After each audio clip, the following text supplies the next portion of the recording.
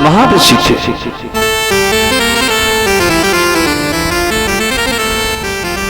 एक विमान करदनी ने तैयार किया जिसमें खाने पीने की सभी सामग्रियां उसमें विद्यमान हैं। देवहूति को उसमें बिठाया और उस विमान को लेकर महाराज करदम जी सबसे पहले चंद्रलोक में गए घूमने के लिए। वहां पर कुछ समय व्यतीत किया। उसके बाद गए वरुण लोक में। उसकी बात पहुंचे सत्यलोक में।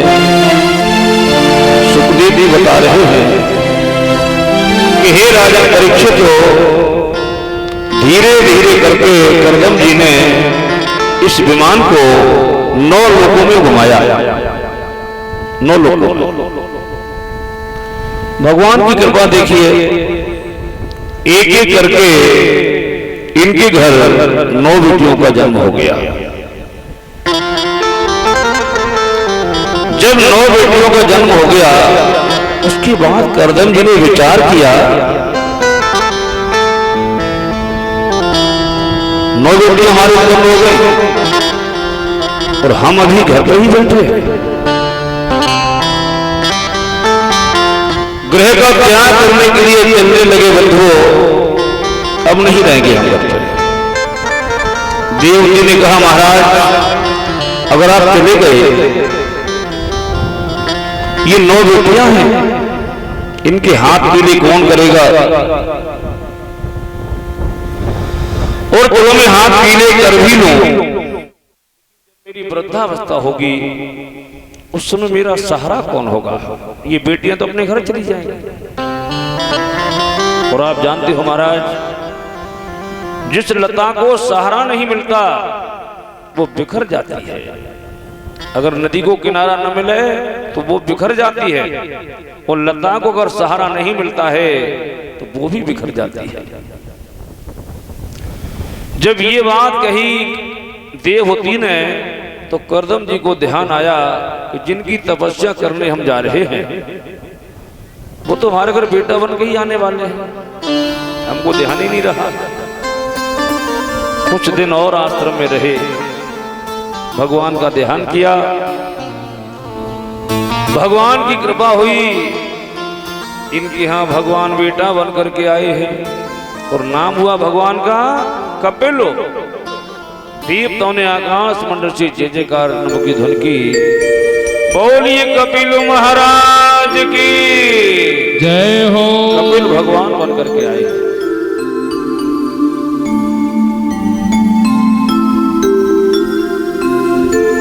कपिल भगवान ने आगे चल करके मैया देवती को सांख्य शास्त्र का उपदेश किया है। कहा मैया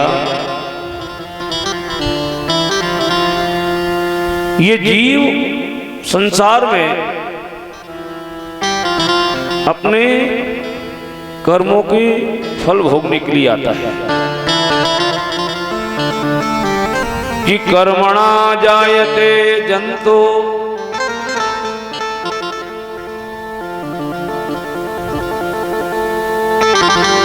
कर्मणे विलीयते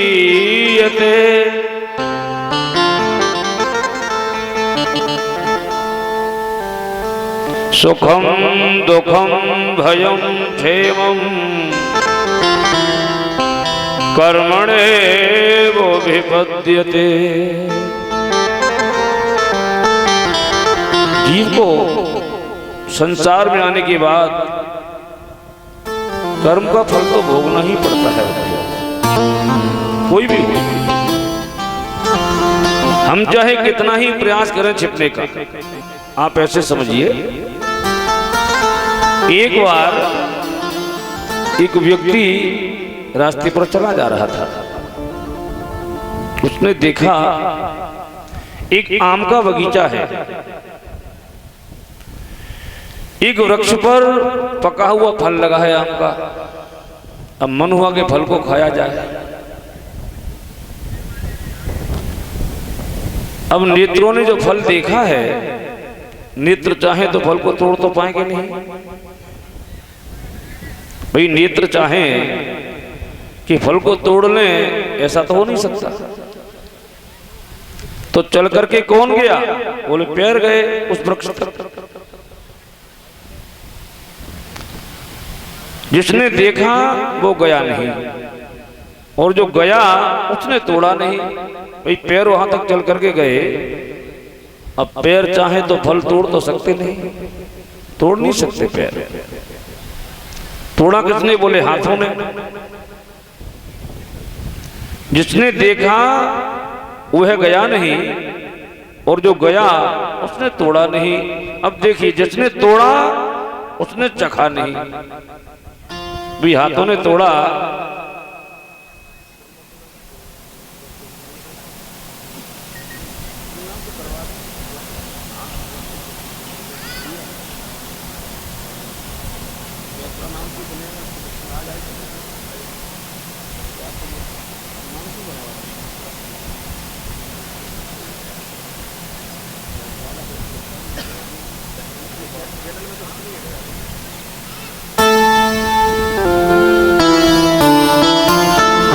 बोलिए भक्तवत्सल भगवान की जय हो।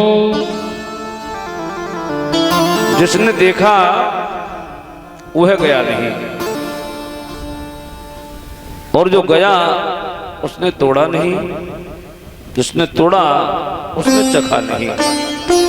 कोई हाथ ये तो नहीं बता सकते फल खट्टा है कि मीठा है। जिसने चखा, चखा रसना ने, चखा रसना ने। जिसने चखा उसने रखा नहीं, रखा पेट ने, अंदर चला गया पेट में। अब देखिए आगे क्या हुआ कि तब तक बगीचे के माली ने देख लिया, इसने फल तोड़ लिया बगीचे में से। माली दबे पांव चला आया, डंडा उसके हाथ में था ही, तो 3-4 दिए कस के उसने पीठ में। अब बताइए आप, किसी व्यक्ति ने ये प्रश्न एक महात्मा से पूछा कि महाराज ये प्रश्न हमारी समझ में नहीं आया। जिसने देखा वो गया नहीं, जो गया उसने तोड़ा नहीं, और जिसने तोड़ा उसने चखा नहीं, चखा रसना ने। जिसने चखा उसने रखा नहीं, रखा पीठ ने। बेटे पीठ बिना मतलब ये पीठ का क्या दोष है बताइए? रखा पीठ ने, पीठ का क्या दोष है? ये बात तो महाराज हमारी समझ में नहीं आ रही। महात्मा बड़े चतुर थे, बोले भैया एक काम करो, थोड़ा और आगे बढ़ो, उत्तर सी में निकलेगा आपका। बोले महाराज आगे क्या करें? बोले एक बात बताओ कि जब डंडे पड़े पीठ पर, बोले हाँ। बोले रोया कौन? रोया कौन? भाई डंडे पीठ पे पड़े, रोया कौन? आंसू कहां से निकले? बोले आंखों से। बोले तो आंखों से शुरुआत हुई थी, आंखों ने देखा था फल। यानी फल उसको ही मिलना है जो जिसने किया है।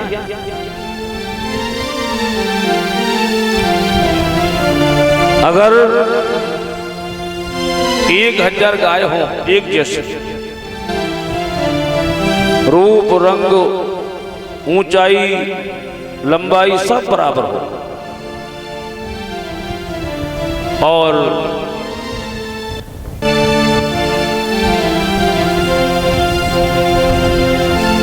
एक गाय, इसमें रूप रंग सबका एक सा है। 1000 गाय हो मान लीजिए एक स्थान में, और उन 1000 गायों में एक गाय आपकी भी हो, वो आपसे कहा जाए भैया एक काम करो, अपनी गाय ढूंढ के लाओ इन गाय में से। सब एक सी है, बिल्कुल एक जैसी।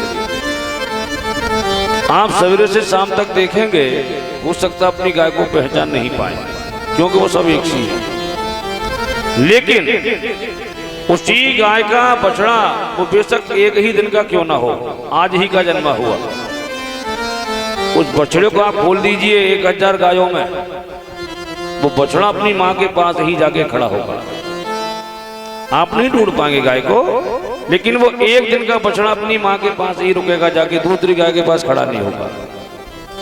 इसी प्रकार ये हमारे कर्म, हम चाहे कितना ही छिपे लेकिन हमको छोड़ेंगे नहीं, ढूंढ ही लेंगे निश्चित।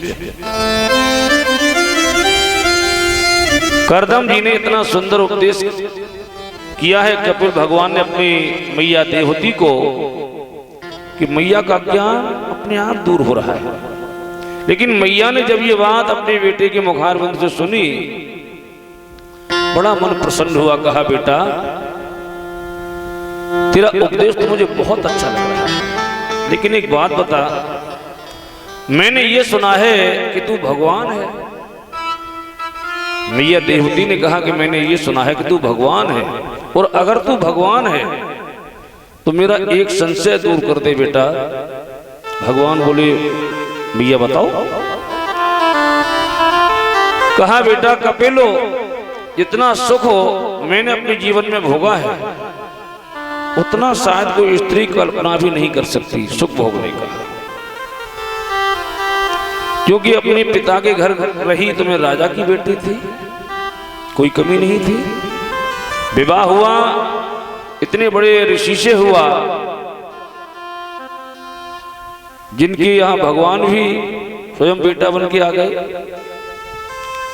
9 बेटियां मेरी ब्रह्म ऋषियों को विवाही गई, और तुम जैसा बेटा जो साक्षात भगवान है, इतना सुख हो कोई स्त्री अपने जीवन में कल्पना कर भी नहीं सकती भोगने का। लेकिन मेरे मन में एक बात है बेटा, मेरे मन का संशय दूर नहीं हो रहा। अज्ञान का ऐसा वृक्ष मेरे हृदय में जम गया है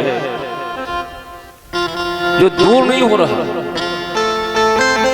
अपने ज्ञान रूपी तलवार से मेरे अज्ञान रूपी वृक्ष को तू जड़ से मिटा दे। कपिल जी ने कहा भैया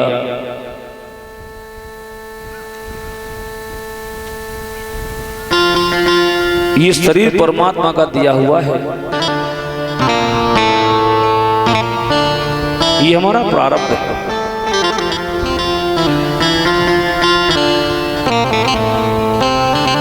इसको एक वृक्ष ही समझो जो परमात्मा ने दिया है। ये मनुष्य 24 घंटे में 21,600 श्वासें लेता है। जीवन में एक होता है धर्म और दूसरा होता है परम धर्म। धर्म को निभाना ये हमारा कर्तव्य है। जिस परिवार में हम आए हैं उस परिवार में धर्म निभाना हमारा कर्तव्य है। भाई माता पिता की सेवा करनी पड़ेगी। विवाह हुआ है, धर्म पत्नी का पालन पोषण करना पड़ेगा। बच्चे हैं तो बच्चों का भी पालन करना होगा। लेकिन इन सभी धर्मों को निभाते हुए परम धर्म क्या है? बोले भगवत प्राप्ति। भगवत प्राप्ति ये परम धर्म है। आप ऐसे समझिए, अभी आपने मन बनाया घर से चलो कथा सुनने चलते हैं। आप कथा सुनने के लिए निकले घर से, ये आपका उद्देश्य है कथा सुनना। अब मान लीजिए रास्ते में आपको कोई आपसे बड़ा बूढ़ा बुजुर्ग मिल गया, अब उसको प्रणाम करना ये आपका धर्म है। उसको प्रणाम करेंगे और भैया बताओ ठीक हो कि नहीं, ये बातें होती हैं, ये धर्म है। लेकिन ऐसा मत करना कि धर्म निभाने के चक्कर में परम धर्म ही भूल जाओ। दादाजी मिल गए रास्ते में, प्रणाम किया, वहीं बैठ गए, अब गप्पे होने लगी। और तब तक गप्पे हुई कि तब तक देखा कि 5 बज गए, आरती होगी, वहां तो प्रसाद ही बट गया पंडाल। यानी धर्म के चक्कर में परम धर्म ही भूल गए। ऐसा नहीं होना चाहिए। भाई जीवन का उद्देश्य क्या है हमारा? अगर कोई व्यक्ति रेलवे स्टेशन पर जाए और ये कहे भैया टिकट देना, अब टिकट बांटने वाला कहे भैया कहाँ का टिकट चाहिए आपको, और मांगने वाला कहे कि आप चाहे कहीं का दे दो, हम तो घूमने ही निकले हैं। तो टिकट बांटने वाला क्या सोचेगा आपके विषय में? तुम घूमने निकले हो और तुम्हें यही नहीं मालूम कि कहाँ जा रहे हो। सीधा टिकट पकड़ाएगा आगरे का, बोले पहले इलाज कराओ तब घूमने जाना। क्यों? बोले इसलिए कि उद्देश्य विहीन जीवन ये तो मूर्खों का होता है। भाई जीवन का उद्देश्य क्या है? भगवत प्राप्ति। ये जीवन मिला ही क्यों है?